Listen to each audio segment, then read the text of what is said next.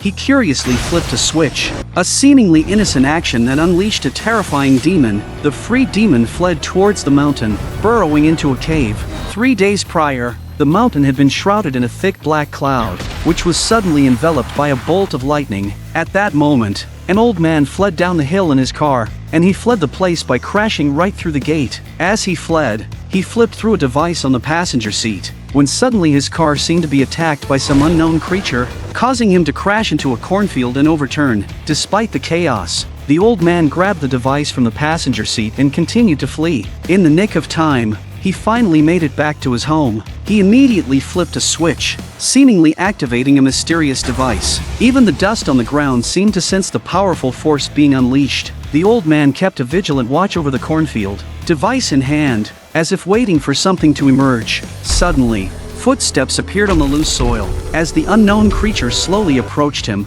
Just then, the old man stepped on a switch underfoot.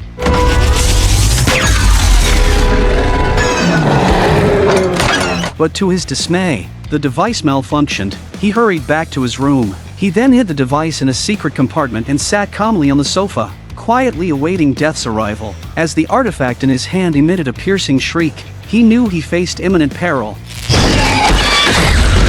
Meanwhile, when his daughter heard of her father's death, she remained unusually calm, having been abandoned by him as a child. But she was also living in dire straits as a single mother, and she wished to see if her father had left a generous bequest when he died. The next day, she drove back to her father's rural hometown. Thus began a magical and fantastical adventure. Upon arriving on the main street of the small town, they discovered it was essentially an abandoned mining town, lacking even a single bar. Not wanting to stay long, they drove straight to their father's old house. Unexpectedly, the house was in dire disrepair, locally known as the mud house, with crops planted all around, none of which belonged to her father. The air was filled with an ancient and decaying scent, and there was a mysterious series of numbers on the wall. Suddenly, the room began to shake, initially thought to be an earthquake, prompting them to dive under a table, but the tremors soon stopped. That's when Phoebe made a significant discovery under the sofa. It was the object her grandfather had held the night he died.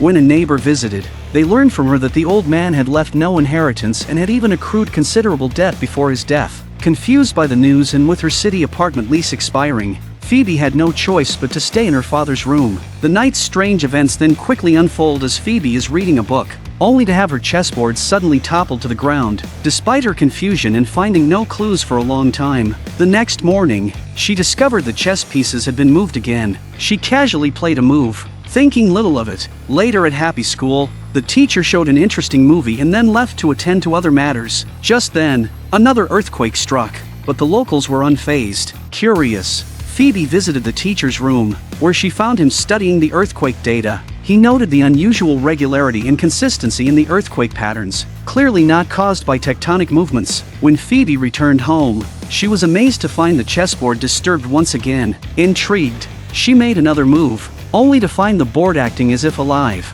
She captured an opponent's pawn, only to have one of her knights taken out. The object she had found under the sofa then began to vibrate, and following its signal, she moved to the living room. As she was just sitting on the couch, she noticed a small piece of flooring that seemed to be moving under her feet, which turned out to be a very magical puzzle. When she completed the puzzle, a hidden new world was opened up, and she brought the discovered object to school. The teacher and his classmates were curious as to what this was, so they got a school bus and then hooked up power to its positive and negative terminals. This action triggered the scene at the beginning of the video, shocking those who had doubted the existence of demons. Thus, the nightmare of the town truly began, and this night Phoebe once again follows the directions of the indicator and she unwittingly discovers a hidden-up warehouse with some magical gear in it. The podcast just wanted her to casually shoot a few bottles, but when she activated the switch, she completely destroyed a tractor instead. At that moment, a strange sound suddenly emerged from a nearby abandoned factory, prompting them to stealthily enter. Inside, a blue cloud was devouring the steel pipes. When it suddenly noticed them, it spat out all the debris in its mouth in one breath, the force of which could rival a human machine gun.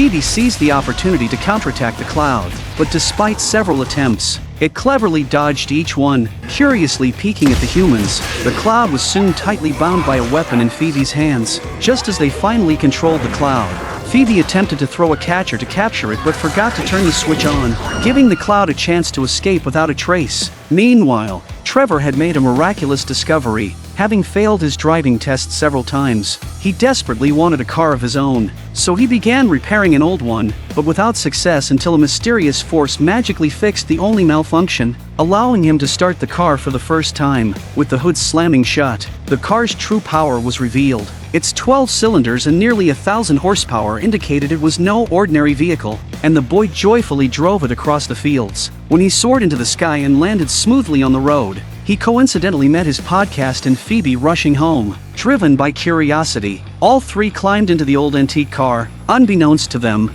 this car had unlimited police privileges. Hearing a report of a creature mysteriously consuming half of a truck, they immediately headed towards the town. The garbage bins in town were also found chewed and damaged, so Trevor began searching the streets at Phoebe's request. Sure enough, around the next corner, they spotted the cloud munching on a fire hydrant. Phoebe immediately readied her weapon, but unexpectedly, the car also had a gunner's seat. Realizing the danger, the blue cloud quickly turned on a hydrant and fled swiftly. Thus began a thrilling chase to capture the cloud, as the cloud launched another attack.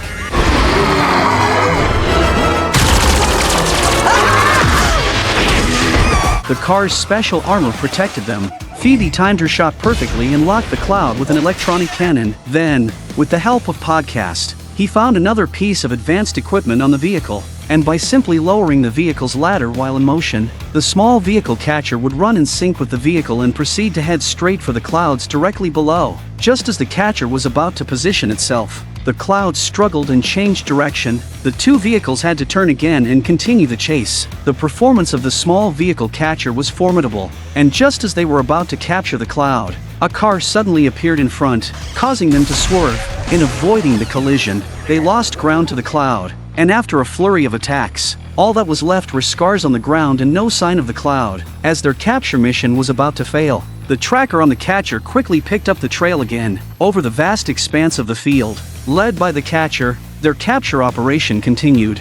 Phoebe reactivated the gunner's position and timed her shot perfectly. The lack of obstruction in the field made their capture easier, and that's when the catcher finally made it to the underside of the cloud. Then immediately switch on the capture beam to start capturing. In the last moment as they rushed onto the bridge, they successfully completed their mission, and Phoebe safely returned to the car, marking their first capture operation a complete success. Exhausted, the trio prepared to head home that evening, but halfway there, they were stopped by the police. Due to the chaos and destruction they caused on the streets, they were formally charged by the police, and all their equipment in the car were confiscated as they attempted to justify their actions. To others, their tales of demons and spirits seemed utterly absurd. With no other options, Phoebe dialed a number she had found at her grandfather's desk, a number for an exorcist who, upon hearing that Phoebe was the old man's granddaughter, claimed the old man had betrayed everyone and was shunned. However, the news of the old man's death brought a sense of deep regret and nostalgia from the man, who explained that simply because the old man had been convinced that the Demon King was about to emerge and that the end of mankind was near, he was regarded as an alien by everyone. Ultimately, overwhelmed, the old man had left them all, since no one wanted to believe them. Even when their mother eventually arrived, she taught them a hard lesson. Meanwhile, a strange scene unfolded in a cave on the mountain. The teacher was shopping in a supermarket when suddenly, the marshmallows began to animate. Curious, he poked one, and more marshmallows came to life.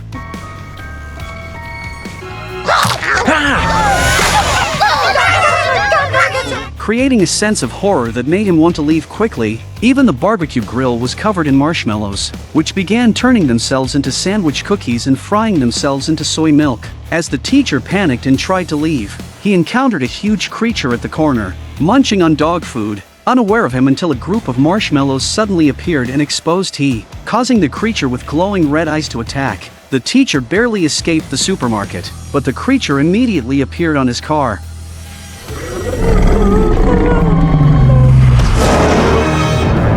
to understand the demon's intentions, for children ventured behind the bridge to a mine and descended into the cave, discovering a scene straight out of a horror story, complete with an ancient coffin and numbers on the walls identical to those at their grandfather's house, each sequence predicting an impending apocalyptic disaster. At this moment, a burst of eerie hissing came from inside the tunnel, and even the statues on the side began to undergo bizarre changes. Countless demons surged out of the tunnel.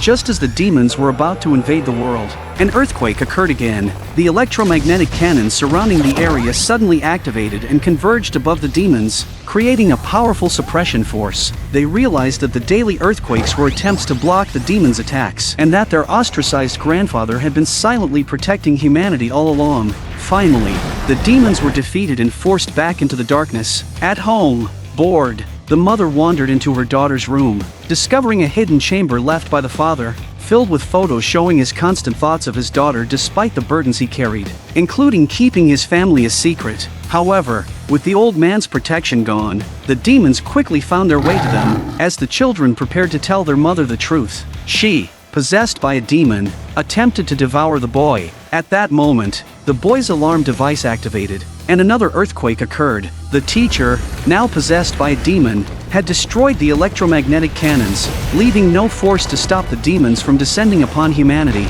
The mother, sensing the demon lord's call, rushed towards the mountains. Through the graffiti on the wall, Phoebe finally discovers Grandpa's bigger secret. It turns out that his farm is not an ordinary farm at all, but a huge trap used to bring down demons. To fight back, they needed to retrieve their weapons from the police station, now also damaged by demons. When they finally arrived at the evidence room, they didn't realize that their equipment was locked in a closed cell. No one could open the electric bolt door of the first-class protection, yet he immediately put his hand in, and then pressed the disarm switch directly on the catcher.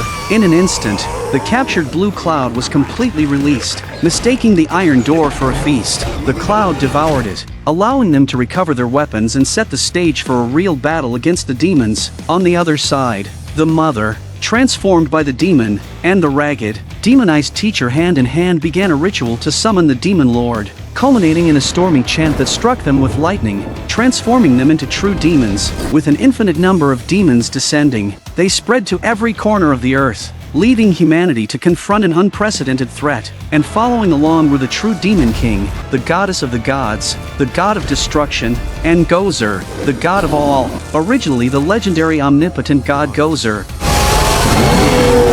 She now leads an army of ghosts brazenly into the human realm. An immense army of spectral ghosts assembles in the clouds, then disperses in all directions towards the human world. Even as the earth begins to collapse, a waiter continues to serve coffee to patrons, but upon looking up, to thwart the demon lord, Gozer quickly regains her strength, and Phoebe, steeling herself, confronts her. However, unknown to her, this was precisely Phoebe's strategy. Her appearance serves to distract the demon lord, solely to sneak a ghost trap under her feet. Just as the demon lord is about to strike, the ghost trap activates timely, draining much of the demon's regained power. Phoebe's mother is thus freed from the demon lord's control. Taking advantage of the demon lord's weakened state, they escape in a car from Demon Mountain. Only then does the rescued mother believe that demons truly exist, finally understanding her father's long-standing intentions. Next, as they stand before her, another demon prepares to attack. Phoebe swiftly opens the gunner position,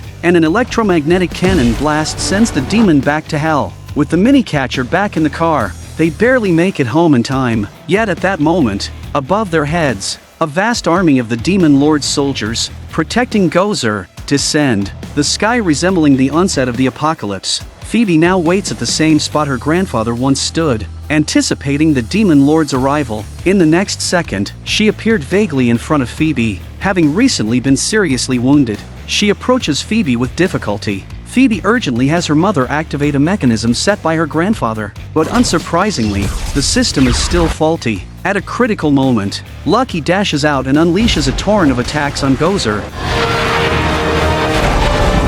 Unperturbed, Gozer easily grasps the electromagnetic beam and pulls Lucky toward her. The Phoebe tries to reclaim the electromagnetic cannon, but ends up losing the ghost trap to the demon, who completely destroys it. Meanwhile, Lucky also falls victim to a magical attack. and with a burst of lightning, she is transformed into a true demon, instantly nourished by the newfound demonic power. The sky is overtaken by dense lightning. Gozer's apocalyptic power finally awakens amid continuous thunderbolts, and her true form gradually restores completely. In full view of everyone, she slowly extends her hands, and countless red lightning bolts coil around them. Just as she is about to kill Phoebe, the legendary demon hunter trio, once colleagues of her grandfather, unexpectedly appear, though they had thought the world was rid of demons and had retired long ago. A sudden call from Phoebe that night spurs them into action. Despite facing the legendary demon Lord Gozer, the veteran trio, undefeated in their demon hunting careers, do not see her as a threat.